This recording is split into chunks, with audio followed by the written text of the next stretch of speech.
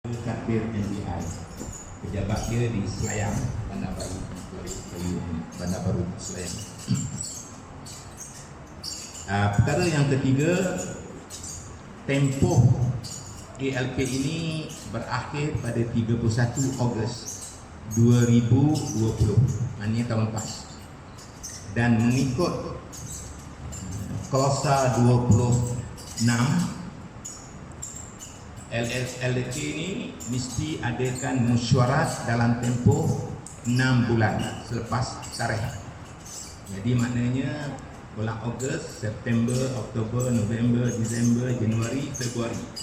Maknanya 28 Februari mesti ada mesyuarat agung mengikut Klausa 26.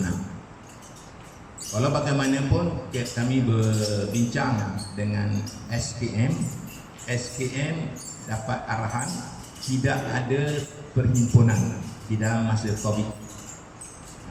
Walau bagaimanapun dia kata beri tarikh. Jadi 2 tarikh kita beri. Bulan Mac kita beri tarikh kepada SKM. Bulan Mac tak lulus, kemudian kita beri lagi tarikh pada 3 hari bulan April. Jadi alhamdulillah 3 hari bulan April telah lulus. Jadi oleh sebab itu kita ini lewat 1 bulan 4 hari dari tempoh yang diberi di dalam undang-undang kecil. Pendidikan SKM rasa ini di antara hak ataupun keadaan COVID. Perkara yang keempat ialah berkenaan dengan tahun ini dan mulai daripada tahun lepas. Jadi mulai daripada tahun lepas, Ogos tahun 2020, masjid ini telah diambil alih pengurusan Jais secara langsung. Jadi tak ada AJK. Yang ada hanya pengurusi lembaga takbir dan pegawai-pegawai yang dihantar oleh Jais. Jadi mulai daripada 31 Ogos, maka semua aktiviti koperasi dalam masjid diberhentikan. Sebagaimana kita maklum, ada 9 aktiviti yang kita buat di masjid. Yang pertama, kita bekalkan makanan pada setiap pagi Sabtu dan pagi Ahad lepas kuliah. Dan kita bekalkan makanan untuk berpuasa pada waktu hari Isnin dan hari Khamis. Dan kita bekalkan makanan untuk malam Jumaat lepas Yasin. Dan kita bekalkan makanan untuk semua program di masjid. Program yang paling besar kita ambil ialah waktu ikram buat program. Kita bekalkan makanan hampir 15,000 porsi dengan kerjasama vendor. Jadi itu semua telah dibatalkan sejak daripada Ogos 19 2020. Jadi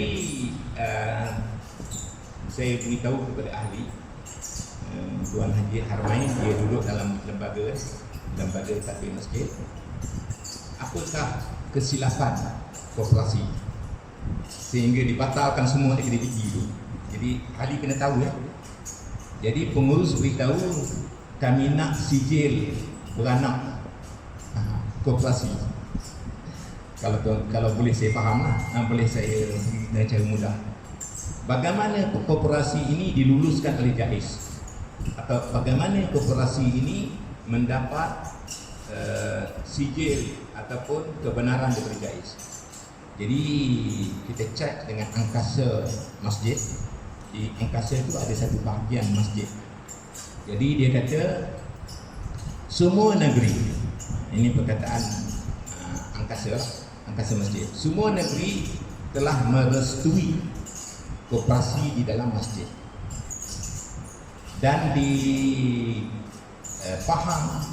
faham secara khusus Duli Yang Maha Mulia Tuanku iaitu Sultan telah pitah supaya masjid membuat koperasi dengan 2 sebab.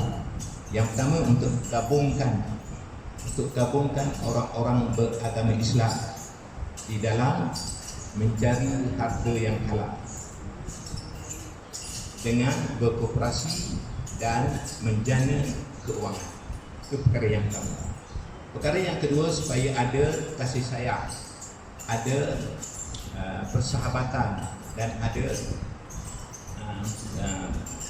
kalau kita katakan ada persamaan. Sebab dulu yang menghargai tuan tu, dia nampak ada bibit perpecahan. Oleh sebab itu dia minta supaya diadakan kooperasi. Tapi itu berlaku untuk negeri Pahang.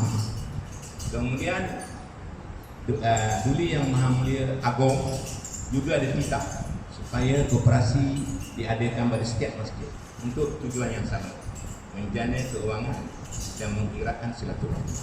Tapi duka cita untuk negeri Selangor, dia tak sampai kepada Duli Yang Maha Mulia Sultan.